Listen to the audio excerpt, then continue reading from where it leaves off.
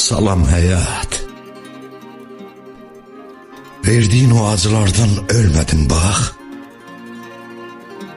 Çox ağrıttın, çox incittin, üzdün məni.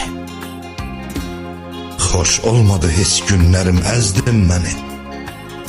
Dərd vermək üçün çox axtardın, gəzdin məni. Qürurumu ayaq altda sərmədin bax. Ağrıdan qıvrıldım, mənə can demədin. Hey qəmdən, kədərdən mənim gözlərim doldu. Yaşamadım gəncliyimi, yazıq oldu. Mən bilirəm, sən heç məni sevmədin, ah.